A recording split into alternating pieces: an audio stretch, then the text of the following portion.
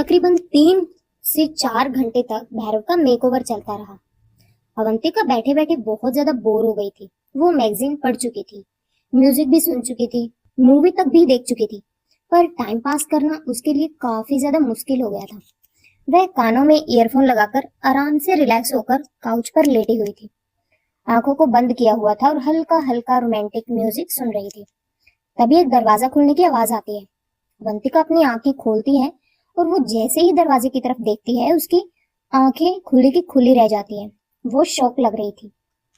वह खड़ी हुई, उसने अपने ईयरफोन निकाले और बस सामने खड़े इंसान को देखती रही।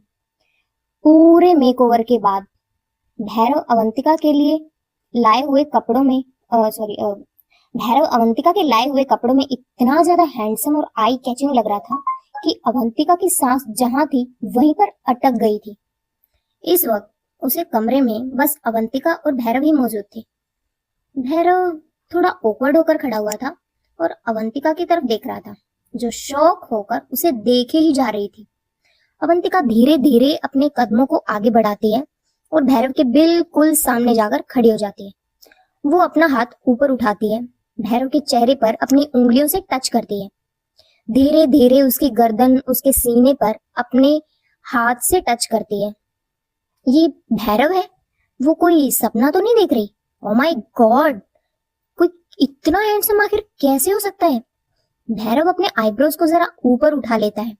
जिस तरह से अवंतिका उसे देख रही थी, उसने अपना सिलाइवा गटका वह पूरे अम्यूजमेंट के साथ उसे टच कर रही थी। भैरव ने अवंतिका की कलाई पकड़ उसे करीब खींचा और फिर अपनी मजबूत बाहों में लपेट लिया। अवंतिका भैरव की आंखों में देखने लगी। उसकी धड़कनें तेज हो गई थी। उसने अपनी जिंदगी में पहली बार कोई इतना ज्यादा हैंडसम इंसान देखा, तो वह खुद को रोक नहीं पा रही थी। अवंतिका ने भैरव के चेहरे को अपने हाथों में पकड़ा, अपनी हील्स को थोड़ा ऊपर उठाया और भैरव के होठों पर अपने होठों को रख दिया। भैरव ने अवंतिका की कमर पर अपनी पकड़ की और उसे और ज्यादा करीब किया और डीप पैशनेट किस करने लगा। कुछ सेकंड तक दोनों ने एक दूसरे को जबरदस्त किस किया।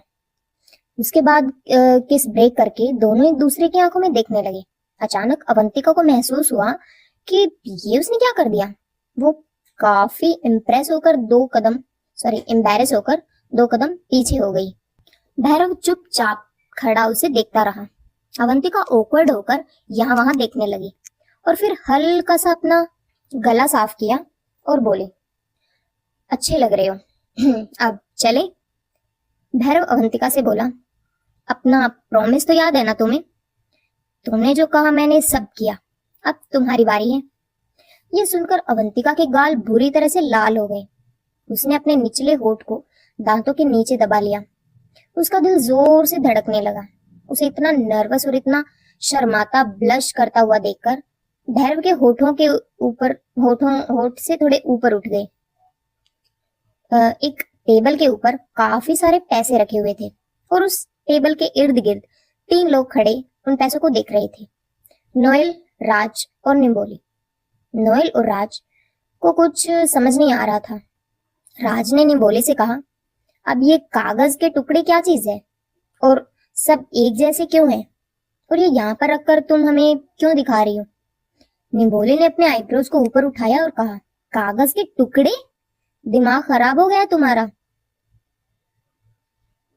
परिंदे कहीं के?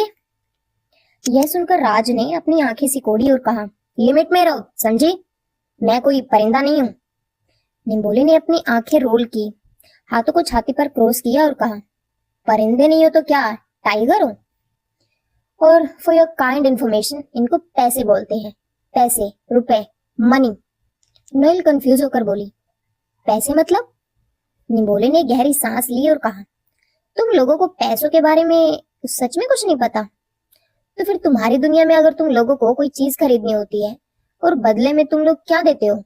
उसकी कीमत, उसका मूल्य चुकाने के लिए। नोएल ने थोड़ा सा कंफ्यूजन में बोला, अशर्फियां। इस बात पर निम्बोली ने अपनी आईब्रोज उठा ली और वह थोड़ा सा चौंक कर बोली, अशर्फियां? यह सोने चांदी की अशर्फियां?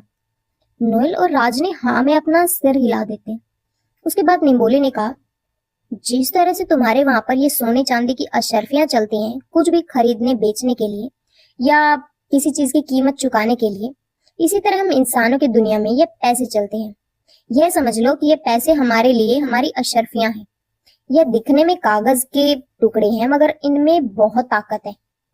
इतनी ताकत है कि ये भले से भले इंसान के ईमान को डगमगा देते हैं। निम्बोली की बात सुनकर नोएल और राज टेबल पर पड़े पैसों को देखने लगे। निम्बोली ने वो पैसे उठाए और उन्हें उनकी तरफ सरकाते हुए कहा, इन्हें अपने पास रख लो, यह तुम्हारे बहुत काम आएंगे इस इंसानों की दुनिया में सरवाइव करने के लिए, ठीक है? वे दोनों समझ गए और उसके बाद उन्होंने पैसे उठाकर अपनी अपनी पॉकेट में डाल लिए। तभी घर के दरवाजे पर खटखटाहट होती है। निम्बोली जाकर दरवाजा खोलती है तो उसके चेहरे पर इरिटेशन से भरे हाव भाव आ जाते हैं, क्योंकि दरवाजे पर अपनी आंखों को सिकोड़े हुए हल्के गुस्से और फ्रस्ट्रेशन के साथ मकान मालिक खड़ा हुआ था। वह अंदर आकर बोला, सुबह हो गई है, लाओ मेरे पैसे लेकर आओ। तुमने कहा था ना कि सुबह जितने मेरे पैसे बनते हैं तुम उससे ज्यादा मेरे मुंह पर मारोगे, तो लाओ मारो मेरे मुंह पर मेरी कीमत। निम्बोली इरिटेट होकर बोली, तुम्हारी कीमत तो 2 कौड़ी की भी नहीं है। फिलहाल मैं ये घर की कीमत दे सकती हूँ, 1 मिनट रुको। निम्बोली अंदर जाती है और एक छोटा सा बैग, काला सा बैग उठाकर ले आती है। उस बैग को वो मकान मालिक के हाथ में देते हुए बोली, आज के बाद ये घर परमानेंटली मेरा है। दोबारा मुझे तुम यहाँ पर दिखने नहीं चाहिए, चमगादड़ सी शक्ल के। और अच्छे से चेक कर लो, जितनी कीमत इस घर की है उससे कहीं ज्यादा ये पैसे। मकान मालिक हैरान हो गया और उसने बैग खोलकर देखा तो उसकी आंखें बाहर निकल आई। बहुत सारे पैसे थे, नोटों की गड्डियां थी। वो हैरान होकर बोला, इतने सारे पैसे तुम्हारे पास कहां से आए? इतने में ही राज और नोएल भी अंदर के कमरे से जरा बाहर निकल आए। मकान मालिक की नजर उन दोनों पर भी पड़ी। उसे देखते ही राज ने अपनी आंखें सिकोड़ ली, पर नोएल बिना किसी एक्सप्रेशन के चुपचाप खड़ी रही। इस वक्त उन दोनों ने थोड़ा नॉर्मल से कपड़े पहने हुए थे। वह कपड़े नहीं थे जो रात में उन दोनों ने पहन रखे थे। निम्बोली उनके लिए कुछ कपड़े लेकर आई। निम्बोली ने मकान मालिक से कहा, तुम्हें तुम्हारे पैसे मिल गए ना, आज के बाद इस घर के आसपास भी दिखाई मत देना, अब दफा हो जाओ यहाँ से। मकान मालिक ने कुछ नहीं बोला। उसकी तो आंखों में चमक थी कि उसके हाथ में उसकी उम्मीद से कहीं ज्यादा पैसे हैं। तो वो तो उन पैसों को लेकर वहां से निकल गया। उसके बाद निम्बोली ने हाथ झाड़े और चेहरे पर एक बड़ी सी मुस्कुराहट के साथ वहां पर आकर एक सोफे पर पसर कर बैठ गई। राज निम्बोली से बोला, ये आदमी आखिर है कौन? कल भी हमारे बारे में अनाप शनाप बोल रहा था, और तुमने इसे इतने सारे पैसे क्यों दिए? निम्बोली ने कहा, जिस घर में तुम लोग खड़े हो यह घर उसी का था, जो अभी अभी मैं इस घर की कीमत देकर इस घर को अपना बना लिया है। यानी अब इस घर पर मेरा अधिकार है, उसका नहीं। तो अब तुम लोगों को समझ में आ गया ना कि पैसों का किस तरह इस्तेमाल करना है। यह सुनकर दोनों ने अपना सर हिला दिया। उसके बाद वह खड़ी होकर बोली, फटाफट नहा धोकर कपड़े बदल लो, मैं तुम लोगों के लिए कुछ नए कपड़े भी लेकर आई हूँ, वहाँ टेबल पर रखे हुए हैं। मैं तब तक कुछ खाने का इंतजाम कर देती हूँ। निम्बोली जाने लगती है कि राज तुरंत बोला, अच्छा सुनो। निम्बोली रुककर उसकी तरफ देखने लगी तो राज ने कहा, अब वे जो कल रात को खाने के लिए लेकर आई थी, क्या वही ला सकती हो? वो बहुत टेस्टी था। इस बात पर निम्बोली ने हल्का सा हंसते हुए कहा, वो तो एक नॉर्मल डिश थी, आज तो मैं तुम लोगों के लिए कुछ बहुत खास बनाने वाली हूँ। तो तुम तैयार हो जाओ, हम बाहर जाकर ही खाएंगे। जाने से पहले निम्बोली नोएल की तरफ देखते हुए बोली, और हाँ, अगर तुम्हारे पास ऐसी और भी पोटलियां हैं जो तुमने कल रात को मुझे दी थी, तो वह तुम किसी और को गलती से भी यहाँ पर मत देना, ठीक है? वह तुम मुझे ही देना, ओके? नोएल ने कुछ जवाब नहीं दिया। उसके बाद निम्बोली उनको बाय करती है और वहां से चली जाती है। घर जाते हुए निम्बोली अपने मन ही मन में एक्साइटेड होकर सोच रही थी, मेरी तो चांदी की चांदी हो गई यार। पता नहीं मैंने कौन से अच्छे कर्म किए थे जो ये दोनों मेरे पल्ले पड़ गए। अब तो मुझे ऐसा लगता है कि बहुत जल्द मैं इस शहर की सबसे अमीर लड़की हो जाऊंगी। हाय मेरी सोने की असरफियां, इन लोगों को अपने पास में रखना काफी ज्यादा फायदेमंद होने वाला है मेरे लिए। ये तो मेरे लिए अलादीन का चिराग है, चिराग। वह चलती कूदती एक्साइटेड होती हुई निम्बोली वहां से चली गई। एक बड़े से होटल के अंदर नोएल, राज और निम्बोली तीनों रेस्टोरेंट के एक टेबल के पास बैठे हुए थे। नोएल और राज के लिए ये सब कुछ काफी ज्यादा नया था। राज पूरे होटल की तरफ देखते हुए बोला, ये तो किसी राजमहल से कम नहीं है। वाकई में बहुत जबरदस्त और बहुत खूबसूरत है। वैसे ये महल है किसका? राज का सवाल सुनकर निम्बोली ने कहा, महल नहीं, ये कोई महल नहीं है, इसे होटल कहते हैं। ये सुनकर नोएल और राज को कुछ समझ नहीं आया। निम्बोली ने क्लियर करते हुए कहा, यहाँ पर लोग आते हैं खाना खाने के लिए, जैसे हम यहाँ बैठे हैं। यह रेस्टोरेंट है और यहाँ पर लोग खाना खाने के लिए आते हैं। इसके अलावा होटल में बहुत सारे कमरे हैं। अगर किसी को रुकना हो, जितने दिन के लिए भी रुकना हो, उतने दिन के लिए उन्हें पैसे देने पड़ते हैं इस होटल के मालिक को। उसके बाद वे लोग यहाँ रह सकते हैं। निम्बोली ने काफी कुछ समझाती रही। राज के पल्ले कम ही चीजें पड़ी, पर नोएल जल्दी ही सब कुछ समझ गई। निम्बोली नोएल की तरफ देखकर बोली, वैसे नोएल, क्या मैं एक बात पूछ सकती हूँ तुमसे? नोएल ने बस निम्बोली की तरफ देखा और कोई जवाब नहीं दिया। निम्बोली ने कहा, तुम इतनी अजीब क्यों हो? कुछ तो बोला करो। खैर छोड़ो, मुझे ये बताओ कि तुम लोग इंसानों की दुनिया में जिसे ढूंढने आए हो, तुम्हारा वो किंग, उसे तुम लोग ढूंढोगे कैसे? कुछ सोचा है इस बारे में? निम्बोली की बात सुनकर वे दोनों एक दूसरे की तरफ देखने लगे। नोएल ने निम्बोली की तरफ देखकर कहा, नहीं, तुम्हारी दुनिया के बारे में हमें कोई आइडिया नहीं है। अभी तक कुछ समझ नहीं आया कि हम उन्हें कैसे ढूंढेंगे। क्या तुम इसमें हमारी मदद कर सकती हो? निम्बोली ने कहा, हाँ, मदद तो कर सकती हूँ। मदद करने के लिए ही तो बैठी हूँ। चिंता मत करो, मेरे पास कुछ ऑप्शंस है। तुम्हारे पास तुम्हारे किंग की क्या कोई तस्वीर हो सकती है?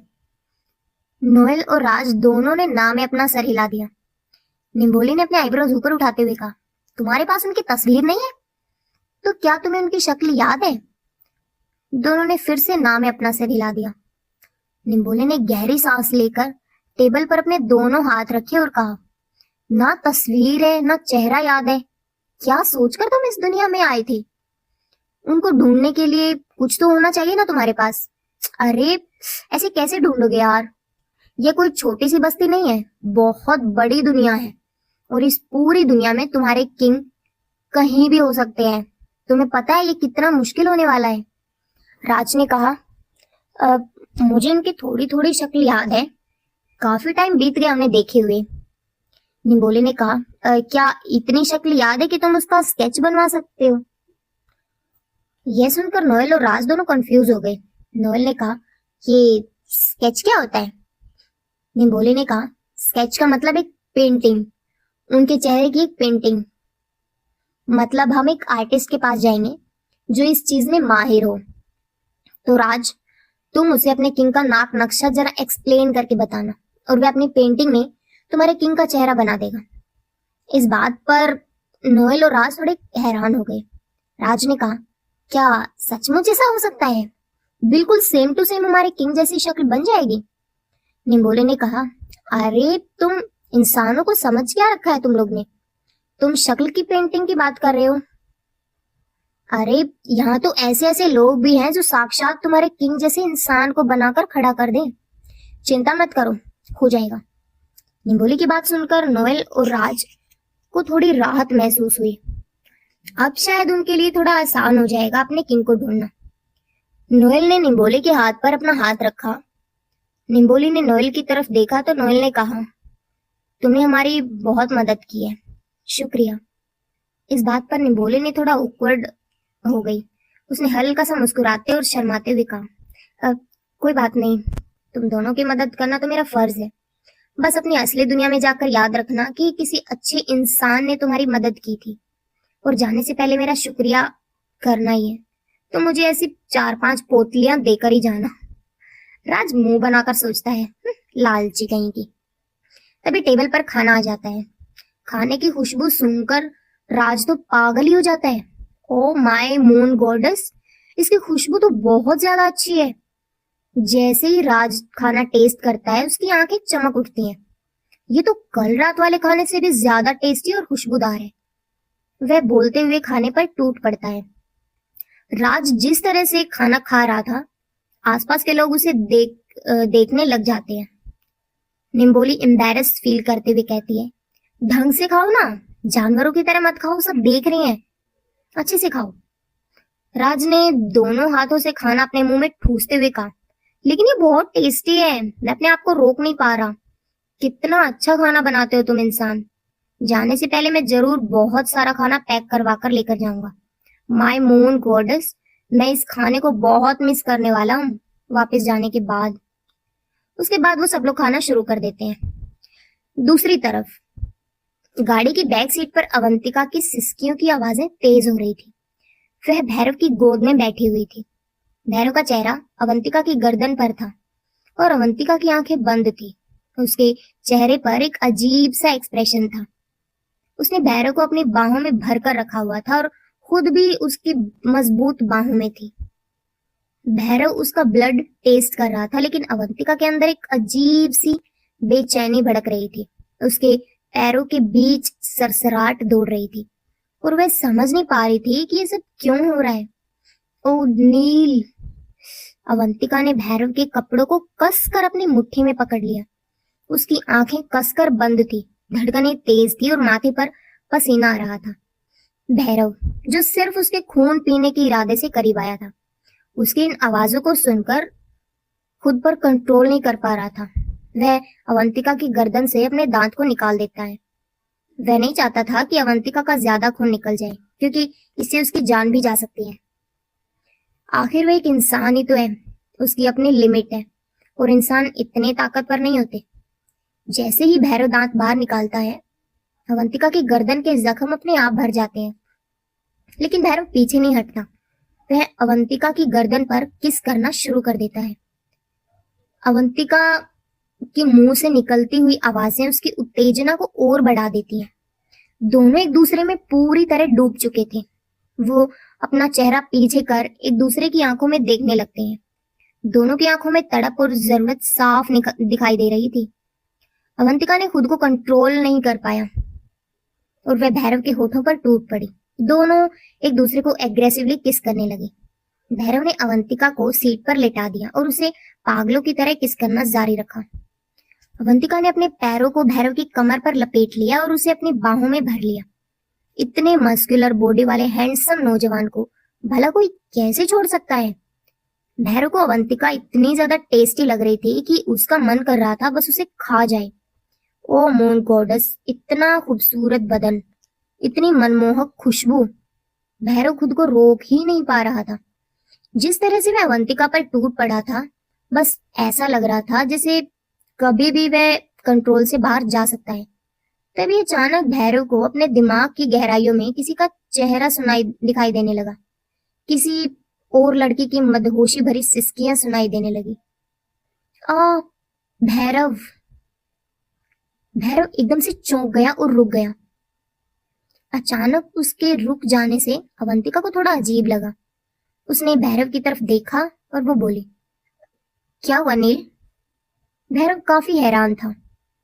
उसे एक लड़की का चेहरा दिखाई दिया और वो लड़की आखिर थी कौन? अवंतिका की सिसकियों की जगह उसे न जाने क्यों उस लड़की की सिसकियां सुनाई दी, और वो नाम भैरव। ये कौन है?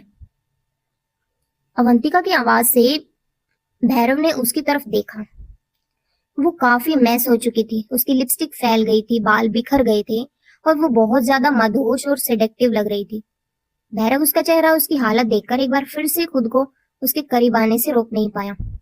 वो अवंतिका के करीब आकर बोला, you are so beautiful, can you say my name again? I love hearing your moans. Avantika के गाल शर्म से लाल हो गए और वो भैरव फिर से उसे किस करने लगा। दोनों एक दूसरे में लिपटे हुए थे। तभी अवंतिका का फोन जोर जोर से बजने लगा। फोन की आवाज सुनकर दोनों का ध्यान टूट गया। अवंतिका थोड़ा इरिटेट हो गई, शायद इसलिए क्योंकि इन खूबसूरत लम्हों में किसी ने खलल डाल दिया था। भैरव थोड़ा सीधा होकर बैठ गया और अवंतिका भी ऑकवर्ड होकर बैठ गई। उसके बाल पूरे तरीके से बिखर चुके थे और ड्रेस भी इधर उधर हो गई थी। उसने जल्दी जल्दी अपने ड्रेस और बाल ठीक किए। उसने फोन उठाकर देखा तो एक डायरेक्टर का कॉल आ रहा था। अवंतिका फटाफट अपना गला साफ किया और खुद को थोड़ा नॉर्मल करते हुए फोन को रिसीव किया। हेलो। अग्नि एक बड़े से पुल के पास खड़ा हुआ था। वो गहरी सोच में डूबा हुआ था। उसे अतीत के कुछ लम्हे याद आ रहे थे, जहां पर वो भैरव और रुद्र के साथ घुड़सवारी कर रहा था, उनके साथ तलवारबाजी कर रहा था, बैठकर सब जाम पी रहे थे, हंसी मजाक कर रहे थे। अतीत की ऐसी बातों को याद करके अग्नि की आत्मा उसे कचोटने लगती है। जब उसे वह पल याद आता है, जब अपने ही बेस्ट फ्रेंड को उसने अपनी आंखों के सामने मरते हुए देखा था, और न सिर्फ मरते हुए देखा बल्कि उसके कातिलों में वह खुद भी था। एक गहरी सांस लेकर वो बड़बड़ाया, कहाँ हो तुम भैरव? मैं जानता हूँ मुझसे बहुत बड़ी गलती हुई है, और उस गलती को सुधारने के लिए मैं यहाँ पर आया हूँ, तुम्हें ढूंढने। मुझे ये तो नहीं पता कि तुम जिंदा कैसे बच गए, लेकिन अगर तुम जिंदा हो और इस दुनिया में हो तो मैं तुम्हें ढूंढ कर रहूंगा। पर कहाँ ढूंढूं और कैसे? इंसानों की इतनी बड़ी दुनिया में आखिर मैं तुम्हें ढूंढूं कैसे? कुछ समझ में नहीं आ रहा। अग्नि चुपचाप उस पुल के ऊपर खड़ा हुआ नीचे बह रही नदी के पानी को देख रहा था, और सूरज की किरणें उस पानी से टकराकर वापस मुड़ रही थी, और उस पानी की सतह पर एक चमक थी। कुछ भी कहीं पर इंसानों की दुनिया, कुछ भी कहो पर इंसानों की दुनिया वाकई में बहुत ज्यादा खूबसूरत है। उसकी दुनिया से तो बहुत ही ज्यादा खूबसूरत। तभी अचानक अग्नि को एक आवाज सुनाई देती है, वहां खड़े हुए क्या सोच रहे हो? यहाँ आओ, तुम्हारे सारे सवालों के जवाब मेरे पास है। यह आवाज सुनकर अग्नि ने कंफ्यूज होकर जब पलट कर देखा तो थोड़ी सी दूर एक बूढ़ी औरत खड़ी हुई थी। होठों पर गहरी लिपस्टिक, बाल खुले हुए, सर पर टोपी पहन रखी और गले में रंग बिरंगे पत्थरों की माला पहन रखी। वह औरत सड़क के किनारे पर एक कपड़ा बिछाकर बगल में बैठी हुई थी। वहां पर तरह तरह का कुछ सामान था, एसेसरीज, जिसे शायद वह बेचती थी। वह अग्नि को अपनी तरफ देखा हुआ देखकर अपने हाथ से कुछ के इशारे से उसे अपने करीब आने का इशारा करती है।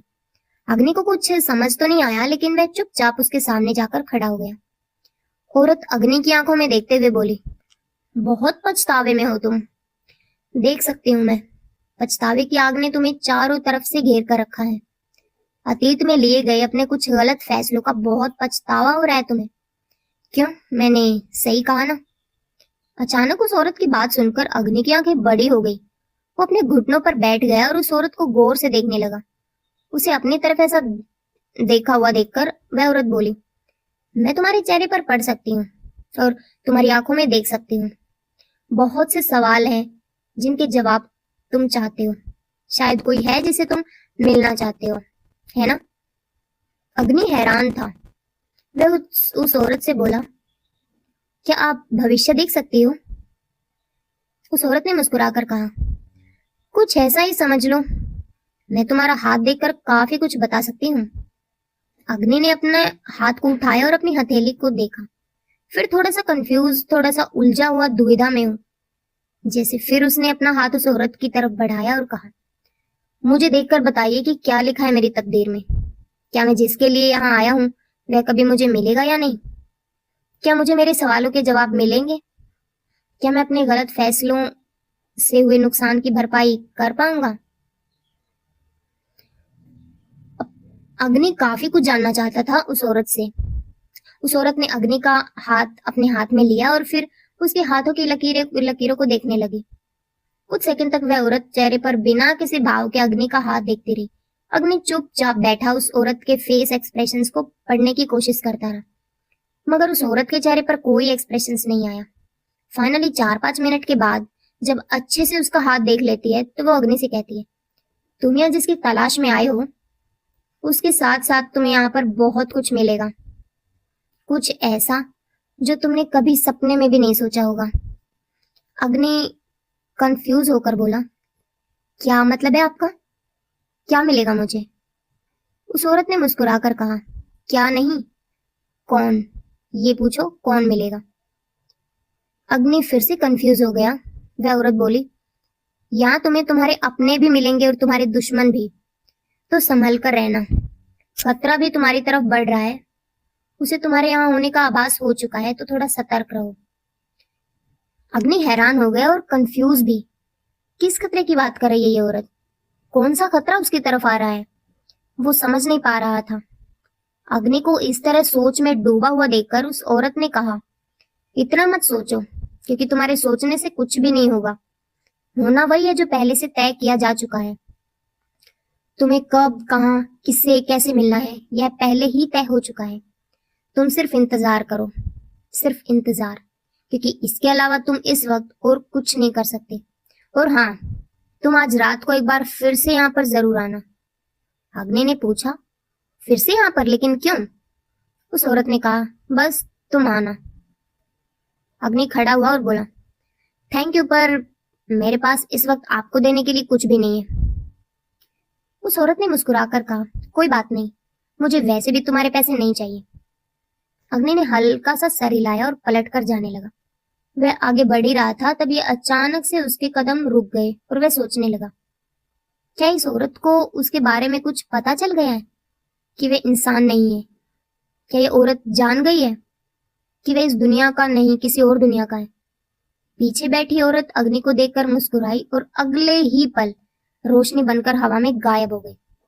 अग्नि उस औरत से कुछ पूछने के लिए जैसे ही पलटा, वो चौंक गया। वह कपड़ा जमीन पर पड़ा हुआ था, सामान उस पर अभी भी रखा हुआ था। अगर कुछ नहीं था तो वो औरत जो अभी अभी यहाँ पर बैठी हुई थी, पलक झपकते ही आखिर कहाँ गायब हो गई? अग्नि ने चारों तरफ देखा, पर वह औरत वहां पर नहीं थी। कौन थी वो औरत, और ऐसी अचानक कहाँ गायब हो गई? नोएल और निम्बोली चुपचाप अपनी जगह पर खड़े हुए थे। वो लोग एक शॉप में थे। सामने कुर्सी पर राज बैठा हुआ था। उसके सामने एक स्केच आर्टिस्ट की राज की बताई हुई बातों के हिसाब से एक स्केच रेडी कर रहा था। राज काफी ज्यादा कंफ्यूज लग रहा था, पर वह सोच सोच कर सब कुछ उस आर्टिस्ट को बता रहा था, और वो आर्टिस्ट वैसे ही एक पेंटिंग स्केच ड्रॉ कर रहा था। निम्बोली नोएल की तरफ देखकर बोली, तुम्हें क्या लगता है नोएल, क्या ये सही सही बता पाएगा? नोएल ने, जो कि अपने हाथों को छाती पर क्रॉस करके चुपचाप खड़ी देख रही थी, उसने कहा, पता नहीं, अब ये तो स्केच कंप्लीट होने के बाद ही पता चलेगा। हमारे पास सिर्फ एक यही उम्मीद है। निम्बोली नोएल से बोली, वैसे कुछ पूछूं मैं तुमसे? नोएल ने निम्बोली की तरफ देखा और निम्बोली ने कहा, तुम्हारी ये जो किंग है जिन्हें तुम लेने आए हो, वह खुद क्यों नहीं आ जाते अपनी दुनिया में?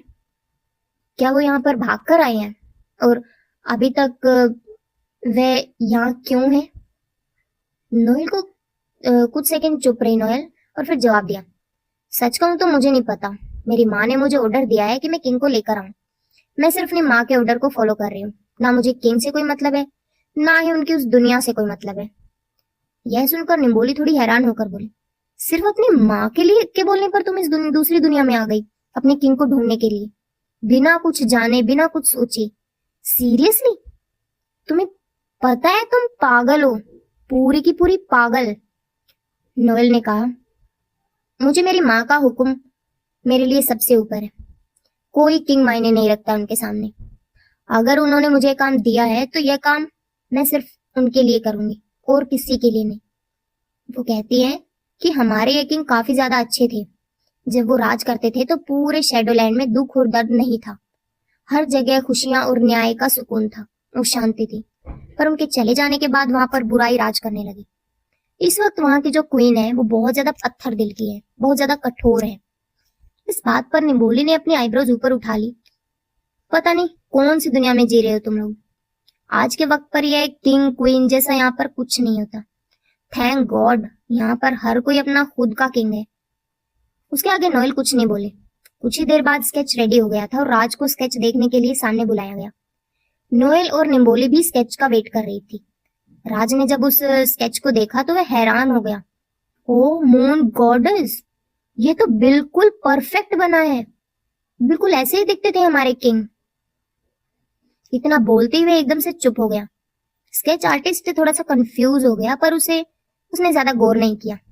राज ने बात बदलते हुए कहा, आई मीन काफी अच्छा बनाया है स्केच आपने, थैंक यू वेरी मच। उसके बाद उस स्केच को उतार कर राज नोएल के पास लेकर आया और उसके तरफ बढ़ते हुए बोला, ये देखो नोएल, ये है वो। नोएल ने स्केच की तरफ देखा। वह फोल्ड था। कोई अजीब सी हलचल अपने सीने में महसूस हुई। उसकी धड़कनें थोड़ी तेज सी हो गई। अजीब सा महसूस होने लगा उसे। उसने जैसे तैसे करके हाथ उठाकर उस पेपर को अपने हाथ में लिया और फिर उसे खोलकर जैसे स्केच को देखा, उसकी नजरें किंग के चेहरे पर जम गई। एक सेकंड के लिए ऐसा लगा जैसे उसका दिल जोर से धड़का। एक एक अजीब सा कनेक्शन, इतना स्ट्रॉन्ग कनेक्शन उसे फील हुआ भैरव के साथ। निम्बोली ने भी यह देखा और कहा, अरे वाह, ये तो बड़े हैंडसम है।